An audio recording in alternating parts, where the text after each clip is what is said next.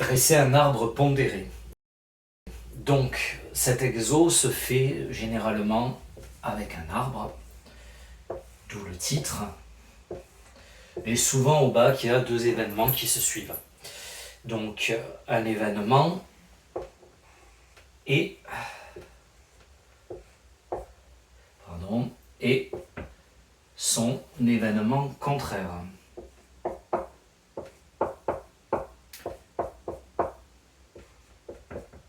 Donc là, dans ce cas, R, le joueur tire un objet rare, donc R bar, le joueur ne tire pas un objet rare, suivi de E, le joueur tire un épée, le joueur ne tire pas une épée, le joueur tire une épée, le joueur ne tire pas une épée. Ce qui veut dire qu'ici, on aura R inter E. Ici, on aura R inter E bar, ici, on aura R bar inter E, R bar inter E bar. Le inter veut dire et. Ensuite, il suffit de lire l'énoncé et de placer les probabilités au bon endroit. Donc un jeu vidéo récompense par un objet tiré au sort les joueurs ayant remporté un défi. L'objet tiré peut être commun ou rare. Deux types d'objets communs ou rares sont disponibles, des épées ou des boucliers. Les concepteurs du jeu vidéo ont prévu que les probabilités de tirer un objet rare sont de 7%. Donc ce qui veut dire qu'ici, 7 divisé par 100, on a 0,07. Donc automatiquement, alors on peut l'écrire comme ça, P de R égale. Automatiquement ici, on aura P de R bar égale 1 moins P de R, 0,93. Une fois qu'on a fait ça, on continue de lire.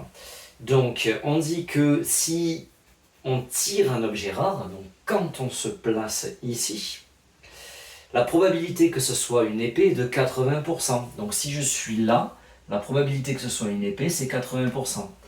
0,8, donc ici 0,2.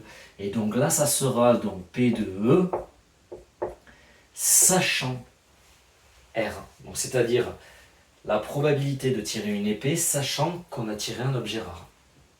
À partir de là, il faut finir de lire. Si on tire un objet commun, donc c'est-à-dire un objet pas rare, la probabilité que ce soit une épée est de 40%. Donc là, on a 0,4 et là, 0,6.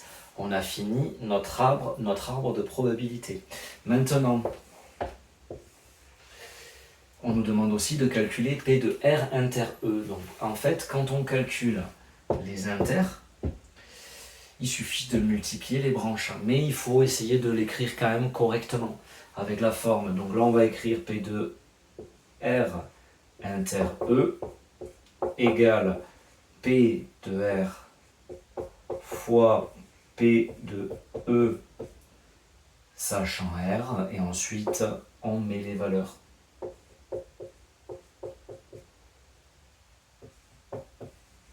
Égal, et puis on fait le calcul à la calculatrice. Bon, rien de violent sur ça, c'est vraiment la concentration sur la lecture du texte et ne pas inverser le R avec le. C'est vraiment ça qui est compliqué. Après, une fois que vous en avez fait 3 ou 4, vous allez voir que de bac en bac, ça se ressemble.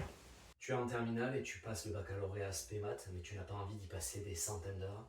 Ton problème, ce n'est pas le niveau, c'est que tu révises trop de choses inutiles. Avec mon expérience de prof de maths, j'ai fait le tri pour toi. 8 à 15 questions type par chapitre sélectionnées parmi des sujets qui sont réellement tombés au baccalauréat. Chaque question est suivie d'une vidéo explicative de correction, claire, complète. Toutes ces questions couvrent un maximum de notions. Tu les retrouves sous différentes formes et plusieurs fois pour comprendre, mémoriser et maîtriser. Résultat, tu couvres l'essentiel du bac. Tes révisions sont beaucoup plus courtes et tu arrives serein à l'examen.